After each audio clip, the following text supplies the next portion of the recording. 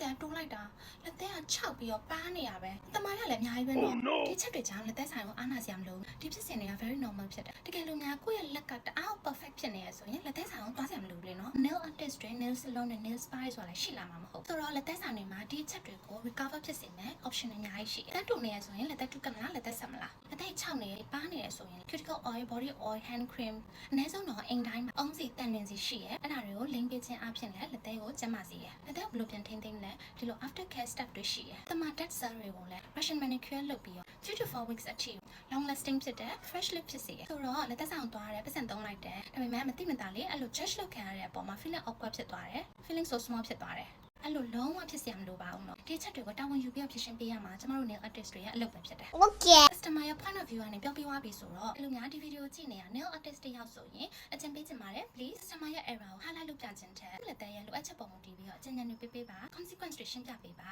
ကိုကျွမ်းကျင်ရပိုင်နိုင်ရဒီလို knowledge sharing လုပ်ပေးခြင်းအပြင် customer ရဲ့အမြင်မှာတဲဆိုင်နဲ့အများကြီးတည်းမှာဒီလက်သက်ဆောင်ရွေးလိုက်တာသူမှန်တယ်အဲ့လိုလဲဆိုတော့သူ့ကို professional way နဲ့ take care လုပ်ပေးရ nail artist ပေါ်မှာလည်းပို့ပြီး trust ရှိသွားမယ် customer ရဲ့ trust ရသွားပြီဆိုရင်သိကြတယ်ဒီ customer ကိုဆိုင်ရဲ့ right customer ဖြစ်သွားပြီပဲဆိုတော့ရောင်းသူဝယ်သူအတန်တူအဆင်ပြေကြပါစေ bye bye